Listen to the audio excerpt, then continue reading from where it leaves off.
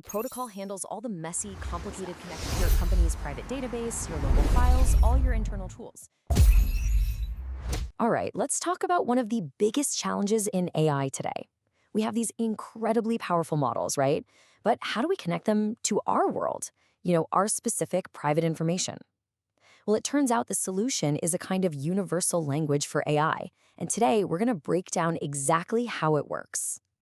I mean, think about it. Your favorite LLM, it knows about history, it knows about science, it can probably write a pretty good poem, but does it know about the latest sales numbers at your company or the code you're working on right now? What about the files just sitting on your computer? The answer, for the most part, is no. And that's the big problem we're here to solve. So here's our game plan. We'll start by looking at what we're calling the AI's context gap. Then we'll introduce the solution, which is like a universal handshake, and you'll meet the key players involved. After that, we'll cover the 3 superpowers this unlocks, see it all in action with a real example, and wrap up with why this whole protocol is such a game changer. Okay, first up, let's really dig into this gap, this fundamental disconnect between the AI and your data. This slide really nails it. You've basically got 2 separate universes. In one corner, the large language model. It's been trained on the entire public internet, so it's a master of general knowledge. But in the other corner, you have your app, and it has access to the really valuable stuff, your company's private database, your local files, all your internal tools. Right now, these 2 worlds just don't talk to each other very well, and that gap is what's holding us back. So, to build a bridge across that gap, what you really need is a common language, a standard way for any AI to talk to any data source. And that, right there, is where the Model Context Protocol comes in. At its core, the Model Context Protocol, or MCP for short, is exactly that, a universal handshake.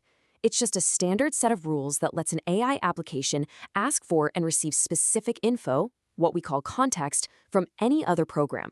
And the whole thing is designed to be super safe and efficient, whether that program is running on your machine or on a server thousands of miles away. Now, to really get how this works, we need to meet the 3 main players that are part of any MCP conversation. So the whole system is built around this really elegant architecture. You've got the MCP host, which is your main AI application. It's the boss. Then you have the MCP servers, and those are the programs that actually have the data or tools. And here's the magic trick. For every single connection, the host creates a dedicated MCP client. This one-to-one connection is the secret sauce that makes the whole thing so secure and easy to manage. Let's make this real. Imagine your code editor is the MCP host. When it wants to get access to your project files, it spins up an MCP client that connects to a local file system, MCP server. Simple.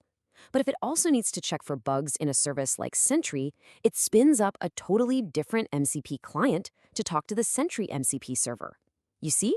The host is the manager, but each conversation is its own direct private line. Okay, so we know who is talking, but what are they actually talking about?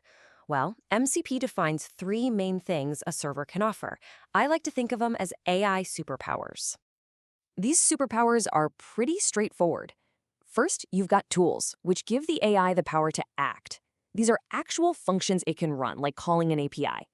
Second, there are resources, which give the AI the power to know. This is the raw data, the context it needs, like the contents of a file. And finally, you have prompts, which give the AI the power to understand by providing helpful, reusable conversation templates. Theory is great, but let's see how this all clicks together in a real-world chat. We're going to watch a client and a server have a full conversation from start to finish. Every conversation basically follows these 4 logical steps. It starts with a handshake, where they introduce themselves. Then comes discovery, where the client asks, "So, what can you do?" After that is execution, where the work gets done. And finally, there's this really cool feature called notification, which is all about real-time updates. So it all kicks off with this handshake. It's an initialized request. And this isn't just a simple hello. It's a negotiation. The client says what it's capable of, and the server responds with what it can do, including how it handles updates.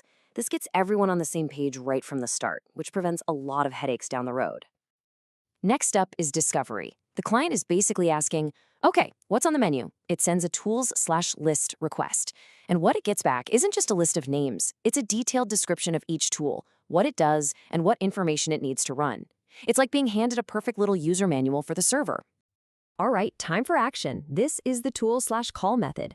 The client says, hey, use that weather tool you told me about, and here's the city and the units.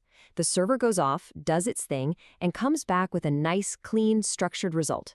Now the AI has real-time weather info it can actually use. Now, this is where things get really smart.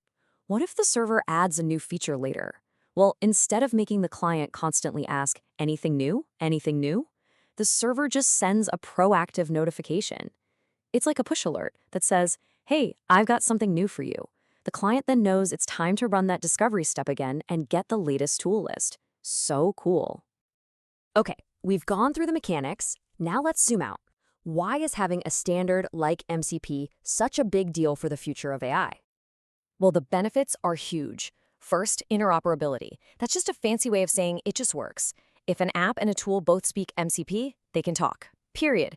Second, it's way more secure because the protocol handles all the messy, complicated connection stuff for you. It's also dynamic, meaning your AI always knows about the latest tools available. And finally, it's just plain efficient. No more wasting time constantly checking for updates. And that really brings us to the big final thought. This isn't just about making things a little easier for developers. It's about fundamentally changing what's even possible. So I'll leave you with this question. What new kinds of applications, what new forms of intelligence can we build when any AI can securely and instantly talk to any tool or piece of data in the world? It's a pretty exciting thing to think about. Thanks for tuning in.